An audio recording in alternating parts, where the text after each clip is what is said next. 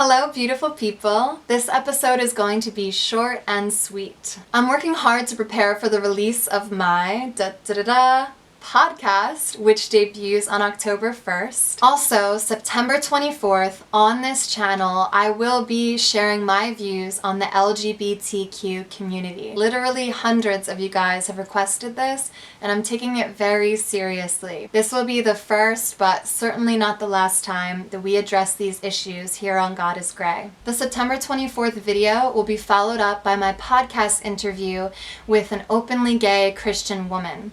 So I hope you'll subscribe and come just as Jesus would, with an open heart, full of love and void of condemnation. And I'll tell you right now, if you come here to spew hate, I will always protect and defend the dignity and validity of the LGBTQIA community here on God is Grey.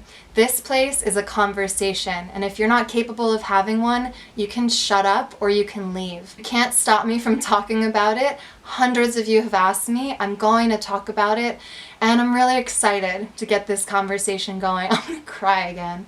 I love you guys, and I'm glad you're here.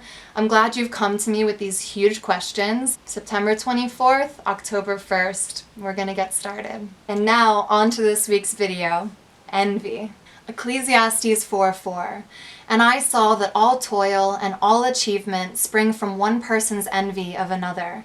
This too is meaningless, a chasing after the wind. In the Bible, envy is discouraged time and time again, and I have to admit, throughout my whole life, especially when I was a teenager into my early 20s, envy was my biggest struggle. Every time I saw someone with the best clothes, someone rich, pretty, popular, I would get this sinking feeling in my guts. Unfortunately, I find that when I've struggled with something since childhood, it really never goes away.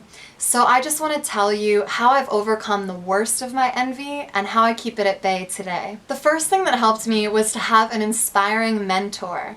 In my early 20s, I had the privilege of personal assisting a wonderful actor named Alimi Ballard. He's been on TV a ton, and at the time he was starring on CBS's Numbers.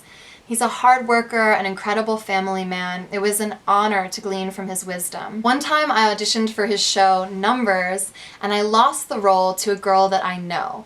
This girl was like 10 out of 10 gorgeous, hilarious, and most infuriating of all, she was confident. When I lost this role, I was stewing with rage, and I told Ali, and he was like, look, you can't pick and choose like what you're going to be jealous of. You can't want that girl's hair and that girl's purse and that girl's man, because everyone is a total package of trials and difficulties they've been through in their life and these amazing blessings that they have. So he was like, if you want her whole package, fine, be jealous. What do you think? And I realized I was really loving the path that I was on. I was enjoying the person I was becoming. I loved my own history, my own family, my own friends. I didn't actually want her whole life. So when you feel envious, consider, do I want that whole package? And also, what would I have to sacrifice? What do I love about myself? Number 2, it's worth mentioning that envy can be used for good. Psychologically, we envy because we imagine that possessing what someone else has would make us feel happy or fulfilled. Really, the people we envy are those we aspire to be. There's a thin line between having a girl crush and wanting to crush a girl. In a healthy mindset, we'd actually just admire what they have and work our butts off to achieve the same for our own lives. Just think, if you're jealous of an actress, an athlete, a business owner, whatever, take it as a sign of what your heart desires. God knows the desires of your heart and intends to fulfill them. On the other hand, number 3, we as Christians are meant to be constantly checking in on our motivations and our heart. So in a world full of Instagram models and Kardashians and lottery winners, we really need to make sure our motivations are pure, because there are lots of shallow things to desire. With this in mind, I want you guys to really consider the difference between possessions and attributes. A possession is a state of having, owning, or controlling something, an item of property. An An attribute is a quality regarded as a characteristic or inherent part of someone. It's so great to be goal-oriented and hardworking, but life truly is about the things we can't take beyond the grave. With money, I've had a lot and I've had a little, and I can promise you guys that my favorite memories, my most amazing experiences have been lively conversations with friends and family, or moments when I've gotten to use my own hard-earned wisdom to give someone else advice, or simply being known as a kind person. These are the things that truly bring joy because they're fruits of the Spirit. Galatians 5:22, but the fruit of the Spirit is love, joy, peace, forbearance, kindness, goodness, faithfulness, gentleness, and self-control. Against such things there is no law.